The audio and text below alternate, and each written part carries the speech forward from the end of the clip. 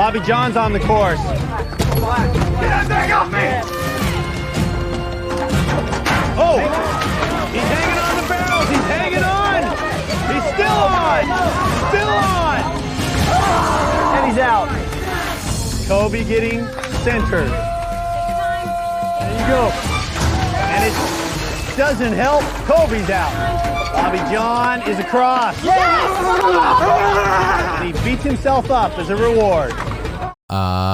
I mean, you know, what's there to explain? Number 2. By the end of this video, we will see Jeff snapping on someone and having that person ejected from the game. The only person in Survivor history to have that happen to them, by the way. But for now, let's look at season 49, aka the 9th season of the new era of Survivor. And the rewards in the new era of Survivor are ridiculously low effort and have felt cheap for a long time. Does anyone else remember the season where they had a reward for literally one dry hot dog? I'm not joking, it was one dry hot dog. Is doing an entire rewards challenge worth of calories burning worth it for one dry hot dog? I mean, come on now. When there are 9 seasons in a row of low effort rewards, someone eventually had to say something to Jeff. Good news is, you're also playing for a reward. Want to know what you're playing for?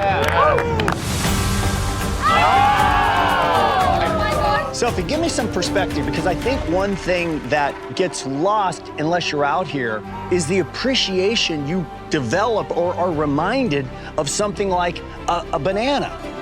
This is diet food. This is what I eat when I'm trying to lose weight.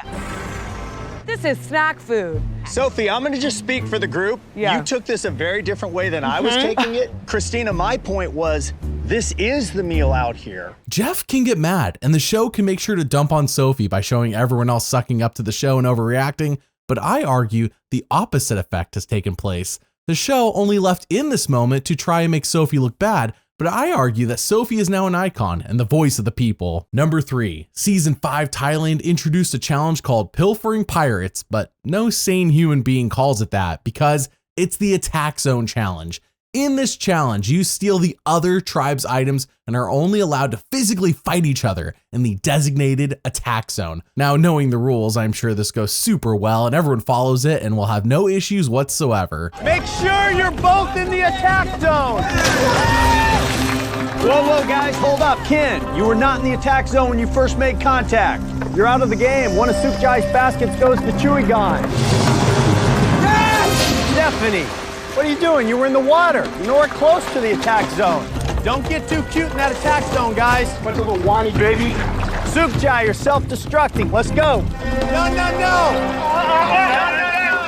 Rob, you were not in the attack zone when you grabbed Clay around the throat. You're out of the game. Watch out, B. He's not in it. He was not in it. No, Jed, you weren't in the attack zone when you first made contact. Yes! Come on, guys, I'm like a broken record. Jed, join your tribe members. You're out of the game, too. You can pick what videos I make. The patrons on Patreon pick this video and you can too. You will also gain the benefit of watching everything up to 7 months early and help us avoid shilling products that nobody wants and unnecessary sponsored segments. If you're interested, then there's a link in the description. Thank you for your support. Now with that, number 4, season 18 Tocantins saw the introduction of the controversial Benjamin Coach Wade. Not as controversial as the last moment on this list, but Coach is a man who preaches honor, integrity, and morals above all else. He preaches this, but he doesn't live it, at least not on the show.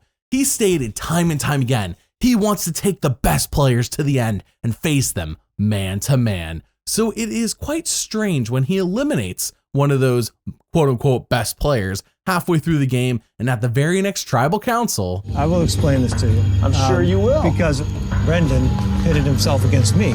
If it's war one-on-one. I thought that's what you wanted. Exactly, and I won. Thank you.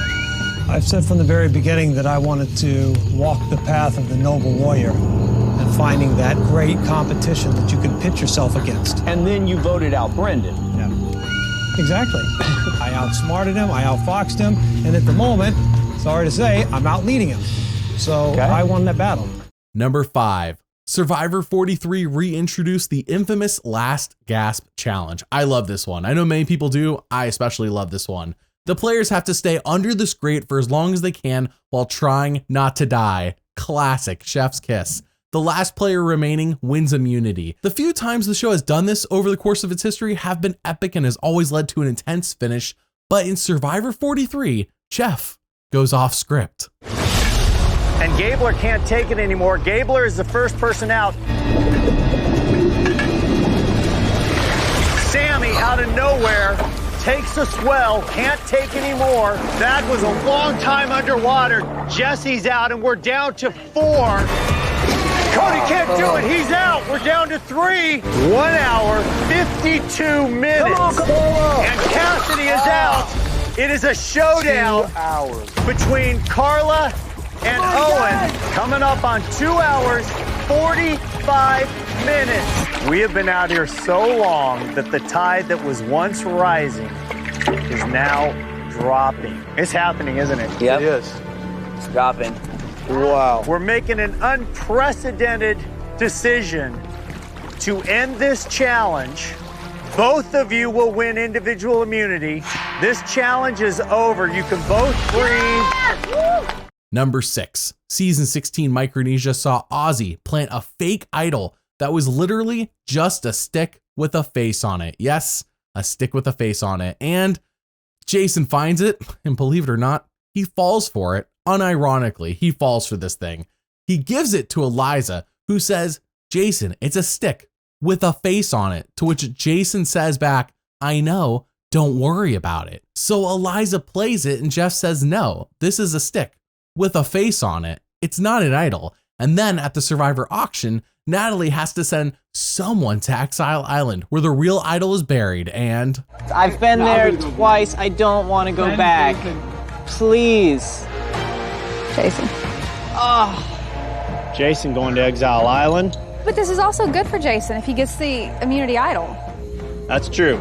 This time, maybe you'll get a real one. Number 7, season 6, The Amazon pitted men against women for the first time ever and also featured the first ever hard of hearing castaway in Christy. Unfortunately for Christy, she felt ostracized by her peers, namely Heidi, who said she has her own disability like Christy, and hers?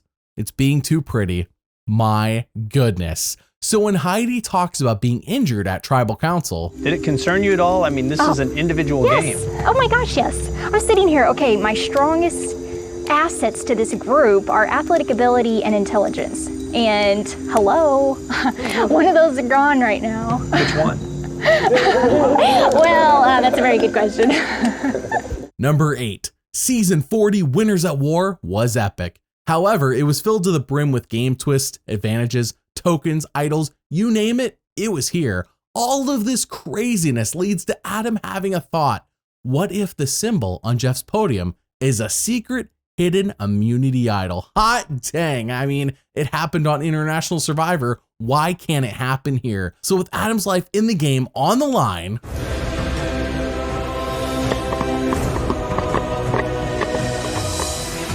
Damn.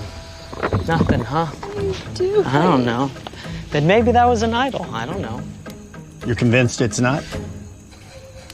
Is it? Can I play it? I want to play that. You want to play this? Yeah, can I play that? This thing that you can't get off of the voting podium. Yeah, exactly. That is not a hidden immunity idol. Worth a shot. That is just part of the voting podium. Adam still gets voted out right after this, but as he says, it was worth a shot. Number 9, our biggest moment in this video is right after this, but for now, let's look at season 30, Worlds Apart, which might be one of the messiest Survivor casts in existence. And Shireen fits right into this mold, as at tribal council, she talks about how their new tribe is getting along and really nothing weird is happening until we all gelled really quickly in a way that White Collar never did. And you're making a face. I am? Yes. No, okay, sorry. Wait. No, I'm hold on. Okay. Let me check myself, because maybe the Botox isn't working. It seems weird that I would make a reaction to you saying it feels like a new home. That seems like an ordinary comment to make. Oh yeah, you just look really intense. Okay, well, that's just me. Okay. Was Jeff making a face before she said something? Here's his face. I'm going to pause it on there. Is that a face? You tell me. Number 10. Here's the big one. Season 39, Island of the Idols sees Dan Spilo touching women, unwanted for days and days on end. It's not sexual touching, but it's unwanted touching, if that makes sense. It is wild to me how long it went on for before the show stepped in halfway through the season and finally said something to him. But did that stop Dan? No, he kept on doing it. He kept on touching people unwanted. So at Tribal Council, everyone is talking about this, and Dan tries to stop it cold in its tracks. So Dan, obviously you're the name that everybody's talking about. What are you feeling right now? Is the bottom line we're not going to let this go? The fact that things were used that I don't think should ever be used in this game, you know, it's upsetting. And I don't want to be a part of anything that ever makes anybody feel bad. Dan, was there a specific moment or incident, or is this just an accumulation of things that have been said? Since it won't be let go, right, clearly, Jeff, right? It won't be let go. You're right. I will never let it go. Dan eventually gets pulled from the game, but not until there were only a few days left in the season and he had touched someone who had worked on the show, and apparently that was the deal breaker. What sassy / gone rogue moments of Jeff's should I include in a future video? Comment below and let me know. Thank you for watching, and doubly thanks for liking and subscribing. I'll see you all next time.